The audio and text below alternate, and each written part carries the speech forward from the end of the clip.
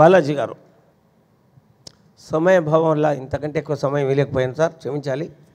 బాలాజీ ఒక నిమిషం. పత్రిజీ చెప్పారు, ఒకప్పుడు నాకు మెడిసిన్లో సీట్ రానప్పుడు నేను ట్యాంక్ బండ్లో దూకాలి అనుకున్నాను. ట్యాంక్ బండ్ దగ్గరికి వచ్చి పైకి ఎక్కి కూడా నీళ్ళు చల్లగా ఉంటాయని నేను భయపడి వెనక్కిపోయాను. ఆ భయమే నన్ను కాపాడి మళ్ళీ ఇంత గొప్ప యోగేశ్వరం చేసింది అని చెప్పారు. మనకి ఇలాంటి సంఘటనలు మనకు కాకతాళీయంగానో దైవఘటనగానో సందర్భరహితంగానో సందర్భ సహితంగానో వస్తాయి. మరి భగవద్గీతను అమూలాగ్రంగా మీరు స్టడీ చేశారు. ఇటువంటి అనుభవం మీరు ఏదైనా పొందారా? ఎక్కడైనా ఎవరి అనుభవం అయినా విన్నారా?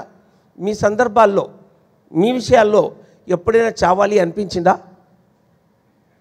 ఓకే సార్, నాకు చిన్నప్పుడే 6 సంవత్సరాలప్పుడే చావాలనిపించింది. మరి కారణం ఏమంటే నేను 3వ క్లాసు, సో 4 ఇయర్స్కే చేర్చారు కాబట్టి 6-7 ఇయర్స్ నా వయసు. ఈ కారణం ఏమంటే అమ్మ తిడుతుంది. మా అమ్మ ఎప్పుడు తిడుతూ ఉంటుందిరా, సో వాడు మా అమ్మ ఎప్పుడు తిడుతూ ఉంటుందిరా, మనం చనిపోదాంరా. సో చిన్నప్పుడు చనిపోయాక వెళ్ళామన్నమాట. 7 ఇయర్స్ ఇద్దరం వెళ్ళాము. సో ఒక చెరువులో చావాలనుకున్నాం. పలంనేరుకి 2 కిలోమీటర్ల దూరం. సరే, నేను వేసుకున్న షర్టు తీసేసాను, ఎందుకంటే ఇంక చనిపోతాం కదా, షర్ట్ ఎందుకు, ఎవరన్నా ఆడేస్తే ఎవరన్నా తీసుకుంటారని ఆ షర్టు తీసి ఆ ముళ్ళ కంపులు ఉంటే దానిపైన వేసాను, ఎవరన్నా వేసుకొని అని. సరే, ఇద్దరు వెళ్ళాము. అది మాకు మునిగేంత లేవు నీళ్ళు, ఎట్లా చనిపోవాలో తెలియదు. మరి అలా కొంతసేపు ఉండి వాడికి తెలియదు ఎట్లా చనిపోవాలో, నాకు తెలియదు ఎట్లా చనిపోవాలో. కొంతసేపు ఉండి ఇంకా మనకు చావు రావలేదు అని చెప్పేసి మళ్ళీ అలా బయట వచ్చేసాము. అసలు చావాలని కనిపించింది. అమ్మ తిడుతుందని, ఎప్పుడు అమ్మ తిడుతూ ఉంటుందని. అలాగా నా జీవితంలో ఫస్ట్ అదే ఆ చావు అనుకోవడం, చావాలనుకోవడం, మళ్ళీ ఇలా రావడం అది జరిగింది. మరి do or die, so pyramid సొసైటీకి మూల మంత్రం పత్రి సార్ చెప్తూ ఉంటారు, ఇదయ్యా మూల మంత్రం అయ్యా అని, చెప్పు లేదా చావు. మరి నువ్వు తెలుసుకునేది చెప్పాలి.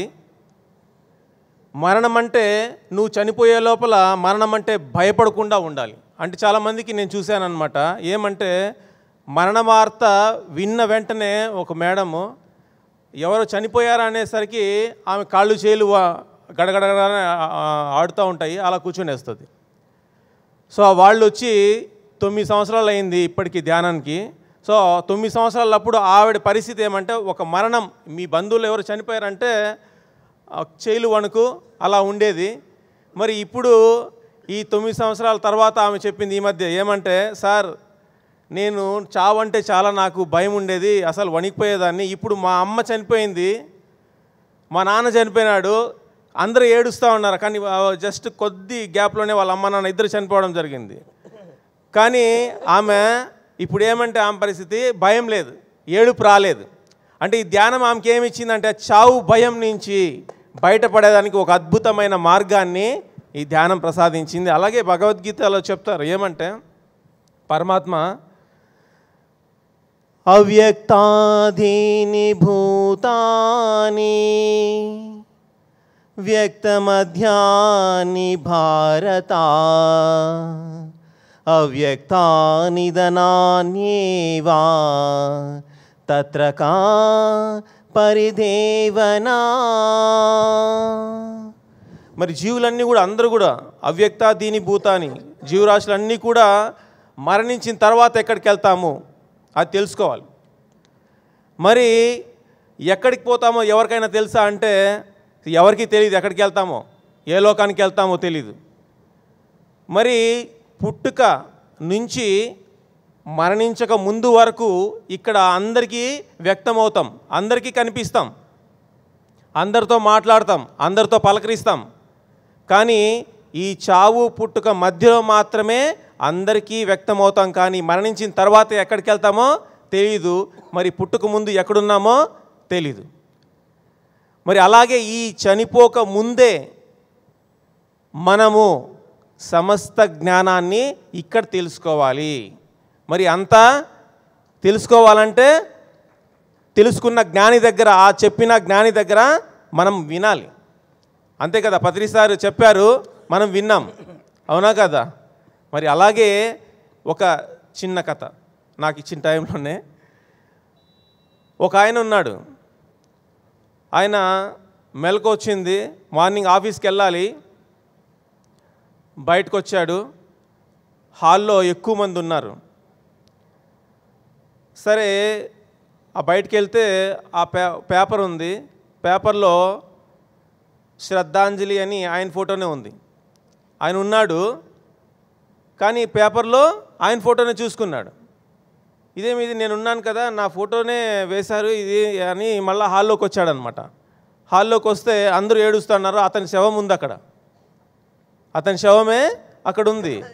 ఏమైంది అసలు, రాత్రి ఏమైంది అని ఒకసారి ఆలోచిస్తే ఆయనకి రాత్రి గుండెల్లో నొప్పిగా ఉంది, మళ్ళీ ఏమైందో తెలీదు. మరి ఇప్పుడు చూస్తే ఆయన ఉన్నాడు. సో ఆయన ఉన్నాడు, కానీ ఆయన శరీరం అక్కడ ఉంది. అంటే మరణించిన తర్వాత కూడా మనం ఉంటాము అనే విషయాన్ని తెలుసుకోవాలి. మనకి మరణం లేదు అనే విషయాన్ని తెలుసుకోవాలి. మరణం లేదు అనే విషయాన్ని బల్లగుద్ది చెప్పే సంస్థ ఏదైనా ఉంది అంటే అది పిరమిడ్ స్పిరిచువల్ సొసైటీ. మరణించిన తర్వాత కూడా మీరున్నారు, మరణించిన తర్వాత మనం ఉన్నాము అని. అలాగా ఆయన చూసుకున్నాడు. సరే చూసుకున్నాడు, సరే అక్కడ భార్య ఏడుస్తూ ఉంది, అమ్మ ఏడుస్తూ ఉంది, నాన్న ఏడుస్తూ ఉన్నాడు, కూతురు ఏడుస్తూ ఉంది, అందరూ ఏడుస్తూ ఉన్నారు. సరే ఒకసారి చూశాడనమాట. చూస్తే ఏమంటే భార్యని మూడవ కూతురు పుట్టిందని చెప్పేసి ఎప్పుడు తిట్టేవాడు. మూడవ కూతురు పుట్టింది, అసలు నీ కొడుకు కనడమే తెలియదు అని చెప్పేసి ఎప్పుడు తిట్టేవాడు అనమాట. అలాంటి భార్య ఏడుస్తూ ఉంది. మూడవ కూతురు సంవత్సరం అయింది పుట్టి, ఒక్కసారి కూడా ప్రేమగా తీసుకోలేదు. మరి ఆ పాప, చిన్న పాప ఏడుస్తూ ఉంది. అలాగే అమ్మ, ఈయన ఆఫీసు డ్యూటీలో బిజీగా ఉండి అసలు తల్లి ఉందా అని కూడా పలకరించేది లేదు. అలాంటి తల్లి అసలు ఏమ్మా నువ్వు తిన్నావా, నీ పరిస్థితి ఏమ్మా అని ఒకసారి అడిగేది లేదు, కానీ ఆ తల్లి ఏడుస్తూ ఉంది. తండ్రి అసలు ఆయన బాగోగులే చూసుకునేది లేదు, మరి తండ్రి ఏడుస్తూ ఉన్నాడు. ఎప్పుడో 2 సంవత్సరాల క్రితం ఒక చిన్న ఏదో చిన్న ప్రాబ్లం వచ్చింది. అప్పటి నుంచి స్నేహితుడితో మాట్లాడేది లేదు, కానీ స్నేహితుడు అక్కడొచ్చి ఏడుస్తూ ఉన్నాడు. సో అనుకున్నాడు అనమాట, జస్ట్ ఒక్క నిమిషం మరి అనుకున్నాడు ఏమంటే, దేవుడా నాకు ఒక్క అవకాశం ఇస్తే మా అమ్మని ప్రేమగా చూసుకుంటాను, మా నాన్నని ప్రేమగా చూసుకుంటాను. మా అమ్మని ఒకసారి కూడా నేను అడగలే, అమ్మ నువ్వు బాగున్నావని, ఆరోగ్యం ఎలా ఉంది నేను అడగలేదు, కానీ నాకు ఒక అవకాశం ఇస్తే నా తల్లిని నేను బాగా చూసుకుంటాను. నా భార్యని ఇంకా ఎప్పుడు తిట్టను, ఎందుకంటే నాకు 3వ కూతురు పుట్టిందని ఎప్పుడు తిట్టేవాడిని. నా కూతుర్ని నేను చక్కగా చూసుకుంటాను, కానీ నాకు ఒక్క అవకాశం దేవుడా దేవుడా దేవుడా అని అరుస్తూ ఉన్నాడు. పక్కన భార్య ఏమండి ఏం కలవరిస్తారో అని లేపిందనమాట. అంటే చూడండి, అది కలలో జరిగింది, కానీ నిజంగా ఆయనలో మార్పు వచ్చింది. సో అప్పటి నుంచి ఆయనకు ఒక అవకాశం వచ్చింది, నేను తల్లిని బాగా చూసుకుంటాను, తండ్రిని బాగా చూసుకుంటాను, నా బిడ్డను బాగా చూసుకుంటాను, భార్యను బాగా చూసుకుంటాను అని ఆయన ఒప్పందం కుదుర్చుకున్నాడు.